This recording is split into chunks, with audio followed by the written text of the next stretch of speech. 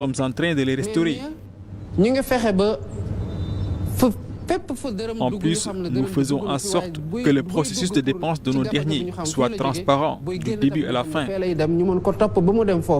Il s'agira aussi, selon le chef de l'État, de privilégier les financements intérieurs et d'élargir l'assiette fiscale. Le premier, c'est de voir comment on doit faire pour mobiliser plus de ressources intérieures.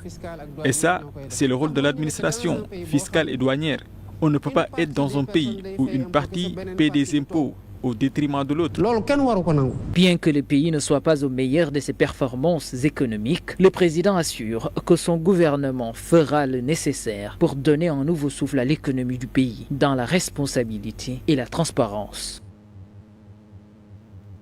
Merci Ousmane. La commission administrative du syndicat autonome du moyen secondaire, des enseignants du moyen secondaire s'est réunie hier pour faire le bilan de la première gouvernance annuelle du président Bassirou Diomaye Faye dans le secteur de l'éducation. Le SAEMS dresse ainsi un bilan plutôt mitigé du régime actuel dans le secteur de l'éducation et de la formation. Kadior Cissé et Papis Del. Face aux journalistes au lendemain de la fête de l'indépendance, le chef de l'État a réaffirmé la volonté du gouvernement à œuvrer pour l'apaisement dans le mouvement syndical. Visiblement, Bassirou Diomaye Faye semble avoir prêché dans le désert. Il est temps que le dilatoire du gouvernement puisse cesser, qu'ils aillent dans le sens quand même d'arrêter cette politique de 2 poids, 2 mesures et qu'ils aillent dans le sens de la matérialisation des aspirations les plus profondes des masses laborieuses sénégalaises, portant notamment surtout sur le secteur de l'éducation, à la signature de ces décrets-là. En évoquant une politique de 2 poids, 2 mesures, le secrétaire général du SAEMS fait allusion au SAES, dont les revendications phares auraient été prises en charge. Pour le secteur de l'éducation et de la formation, ce ne sont que des mesures jugées cosmétiques qui ont été prises. Les grandes réformes qui étaient attendues dans le secteur de l'éducation n'ont pas encore vu le jour. Aujourd'hui, nous constatons que ce sont des mesures cosmétiques qui ont été prises, qui portent notamment sur ce qu'on appelle déjà l'introduction de l'anglais, ou également les mesures qui portent sur la création des LINAC, alors qu'en place, nous attendions à des mesures beaucoup plus ardues, beaucoup plus approfondies. Quelles sont donc ces mesures beaucoup plus approfondies? Les programmes scolaires qui devaient être changés. Nous parlons également de la réforme relative à l'introduction des langues nationales et également des réformes qui portent naturellement sur la résorption des abris provisoires et la résorption du déficit d'enseignants. En marge de la réunion de sa commission administrative tenue ce samedi à Dakar, le SAEMS, dont le préavis de grève déjà déposé est arrivé à terme, a fait savoir qu'il n'exclut pas de dérouler ses plans d'action au fin de pousser le gouvernement à matérialiser les accords signés. Merci Kadior Cissé. Il est prévu au courant du mois d'avril un conseil interministériel sur la question des inondations. Le directeur de la gestion des inondations a déclaré que les travaux sont en cours de réalisation en vue de faire face au risque d'inondation cette année. Alors, pour l'ensemble des zones qui sont considérées comme étant les zones les plus vulnérables, il y a plusieurs travaux qui sont aujourd'hui en cours d'exécution. Et parmi ces zones les plus exposées, vous avez vu aujourd'hui à Touba, on est en train de renforcer le dispositif d'évacuation des eaux par la mise en place d'une troisième conduite pour repouler les eaux du bassin de Guéléo vers le bassin de Karkabou. D'autres travaux également sont en cours de réalisation pour rabattre la nappe dans la zone de Touba. Il en est de même également dans la région de Kaffrine, à Ziguinchor, Sédhiou, Kolda, un peu partout pratiquement, il y a des travaux. Et cette enveloppe aujourd'hui logée au niveau du ministère et le ministre a choisi le génie militaire pour travailler en parfaite collaboration pour la réalisation de ces digues de protection dans les zones qui étaient fortement touchées par les crues, notamment laquelle à Yapera, Chilogne dans le Matam, mais également dans le Podor, avec comme dans les localités comme Donaï, dans les localités comme la Magistale, mais également dans le Kidira. Pratiquement, donc, partout il y avait des départements, en tout cas, une équipe du génie militaire en train de travailler pour la réalisation de digues et de bassins. Une polémique à Richard Toll, des jeunes se sont levés pour dire non en particulier qui prétend être le propriétaire d'un jardin public. Selon le porte-parole Zakaria Diop, la mairie n'a pas signé l'autorisation de construire dans la zone. Il n'écarte pas la possibilité d'ester en justice pour tirer cette affaire au clair. Donc pour contester une situation qui va à l'encontre de ce qu'a prévu les dispositions de la loi 76 portant sur le domaine public de l'État. Parce que là où nous sommes aujourd'hui est un espace public. Vous pouvez le voir, ces deux terrains-là étaient des anciens jardins. Donc pour les Richard Tollois. Mais aujourd'hui, il y a un particulier qui prétend être le propriétaire. Et nous tous, nous savons que le domaine public ne peut pas faire l'objet d'une appropriation privée. Donc cela est clair aux yeux de tous. Raison pour laquelle nous sommes ici aujourd'hui pour contester cela. Donc nous interpellons les autorités publiques, en commençant par le président Bassirou Diomaye Diakhar Faye. Donc on ne peut pas admettre qu'un partisan de la coalition PASTEF vienne violer les dispositions légales de notre pays.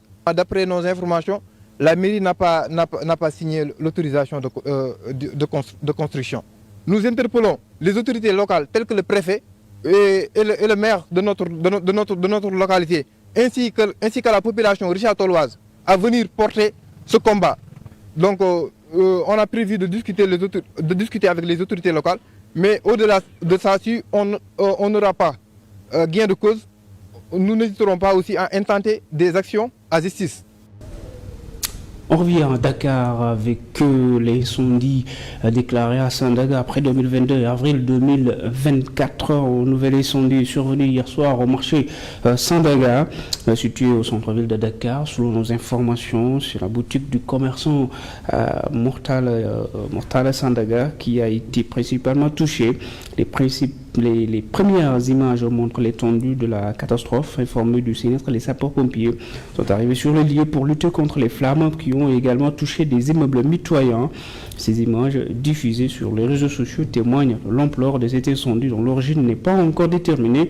Une affaire que nous continuons de suivre. On reste toujours dans l'actualité de cet incendie. Un autre incendie aussi à Kédougou qui a détruit hier aux alentours de 15h 3 cases de l'hôtel Kédougou Biopark, propriété de Moustapha Guirassi, actuel ministre de l'Éducation nationale.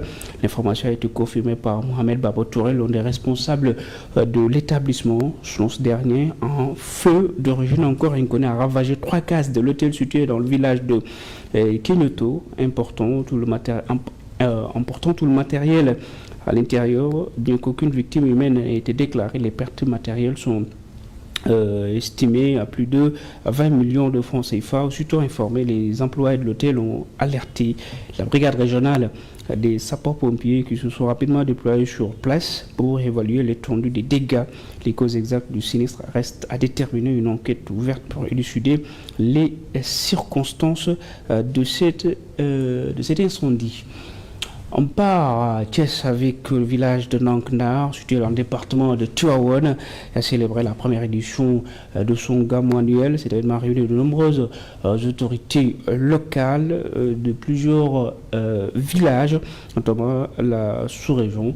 Le porte-parole de la cité religieuse, Chérif Sidi Mohamed Aïdara, a saisi l'opportunité de remettre sur la table une vieille doléance qui leur tient à cœur.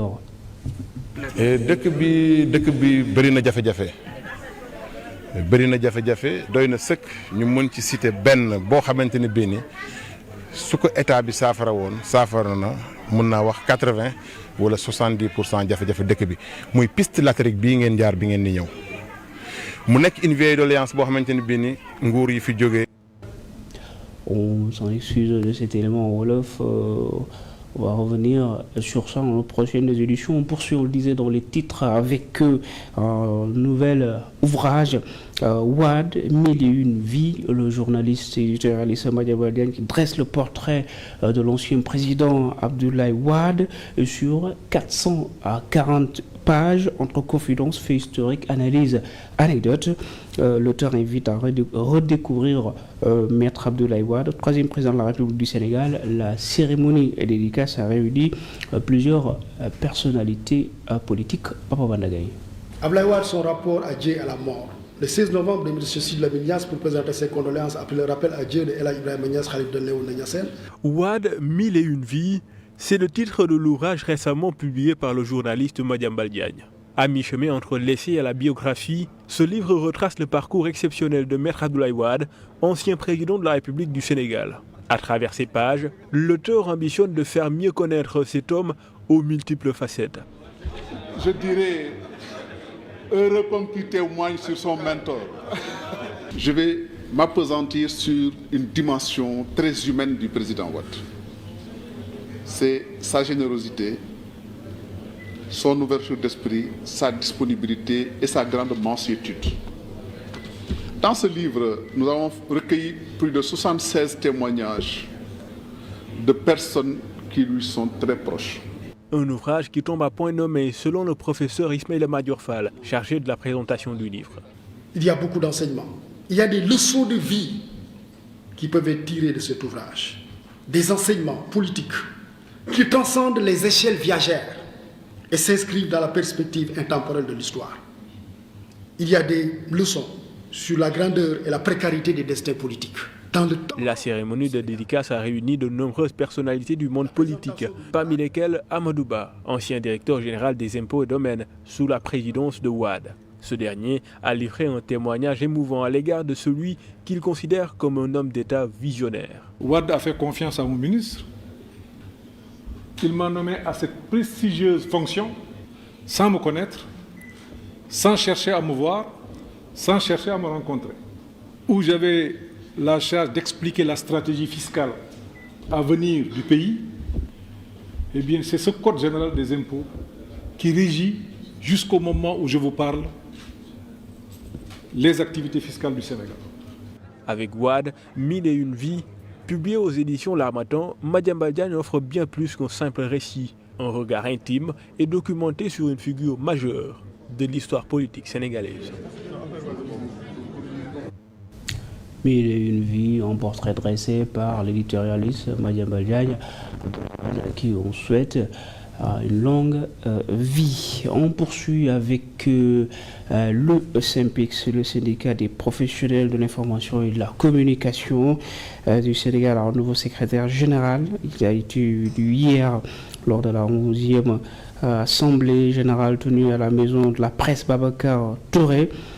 Moustapha Cissé, il s'appelle. Il est donc élu à la fin du vote. Il remplace alors Amadou Bamba Kassé, qui occupait ce poste depuis 2019, qui a décidé de ne pas briguer un second mandat. Notez que le thème de ce congrès était application de la convention collective. 5 ans après, la nouvelle équipe aura pour mission de définir les orientations du syndicat dans un contexte marqué par de nombreux défis, notamment ceux liés aux conditions de travail des professionnels de la presse. Mesdames et messieurs, c'était tout pour cette édition de 13h. Merci à vous de nous avoir regardés. Je reviens pour le journal de 14h. À tout à l'heure.